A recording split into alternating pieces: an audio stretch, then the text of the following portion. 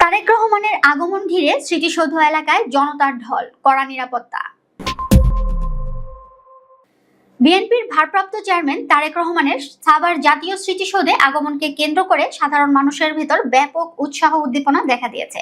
শুক্রবার জুমার নামাজের পর ৭১-এর শহীদদের প্রতি শ্রদ্ধা জানাতে তারেক রহমানের স্মৃতিসৌধে আসার কথা রয়েছে। তার এই সফরকে ঘিরে স্মৃতিসৌধ এলাকা ও এর আশেপাশে সাধারণ মানুষ ও দলীয় নেতাকর্মীদের জনস্রোত তৈরি হয়েছে। তারেক রহমানের আগমনকে কেন্দ্র করে যে কোনো ধরনের অনাকাঙ্ক্ষিত পরিস্থিতি মোকাবেলায় কঠোর অবস্থান নিয়েছেন আইনশৃঙ্খলা বাহিনী।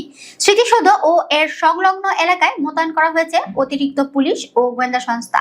নিরাপত্তা নিশ্চিত করতে ৪ স্তরের বিশেষ বলয় তৈরি করা হয়েছে। স্মৃতিসৌধ কর্তৃপক্ষ জানিয়েছে, এই সফর উপলক্ষে পুরো কমপ্লেক্স এলাকা পরিষ্কার পরিচ্ছন্ন করা ছাড়াও লেকের পানি ও সৌন্দর্য বর্ধনের কাজ সম্পূর্ণ করা হয়েছে। সরজমিনে দেখা যায়, ভোর থেকেই ঢাকা আরিচা মহাসড়ক ও স্মৃতিসৌধ প্রাঙ্গণে ভিড় করতে শুরু করেন হাজারো মানুষ।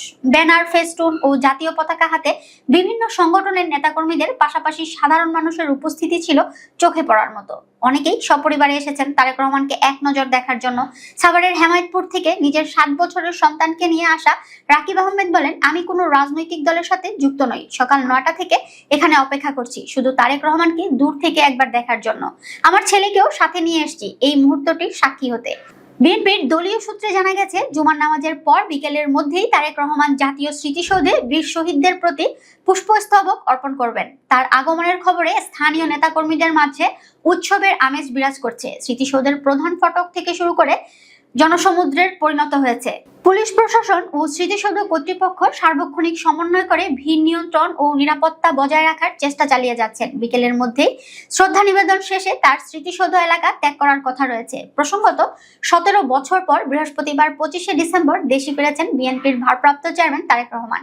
বৃহস্পতিবার লন্ডন থেকে বাংলাদেশের বিমানের একটি ফ্লাইটে দেশের মাটিতে পা রাখেন তিনি। ফেরার পর বৃহস্পতিবারই তাকে ঐতিহাসিক সংবর্ধনা দেওয়া হয়। দেশে ফেরার পরে শুক্রবার ২৬ ডিসেম্বর প্রথম ঢাকার বাইরে কর্মসূচিতে যাচ্ছেন বিএনপির ভারপ্রাপ্ত চেয়ারম্যান। এদিন বিকেলে তিনি সাভারের জাতীয় স্মৃতিসৌধে ৭১-এর শহীদদের প্রতি শ্রদ্ধা নিবেদন করবেন। এর আগে বা জুমা তার পিতা শহীদ রাষ্ট্রপতি জিয়াউর রহমানের কবর জিয়ারত করবেন। জানা গেছে, শুক্রবার জুমার নামাজ শেষে গুলশানের বাসভবন থেকে প্রথমে রাজধানীর শেরেবাংলা নগরে বাবার কবর জিয়ারত করবেন তারেক রহমান। সেখান থেকে সাভারের জাতীয় স্মৃতিসৌধে মুক্তিযুদ্ধের বীর শহীদদের প্রতি শ্রদ্ধা জানাবেন। এই উপলক্ষে এরই মধ্যে জাতীয় স্মৃতিসৌধে সব ধরনের প্রস্তুতি শেষ হয়েছে। তারেক রহমানের আগমন উপলক্ষে সাভারে উৎসবের আমেজ। এরই মধ্যে বিভিন্ন এলাকা থেকে দলীয় নেতাকর্মীরা জড়ো হতে শুরু করেছেন। প্রিয় নেতাকে দেখার জন্য শুক্রবার থেকে স্মৃতিসৌধগামী মহাসড়কে অবস্থান নেওয়ার কথা জানান তারা।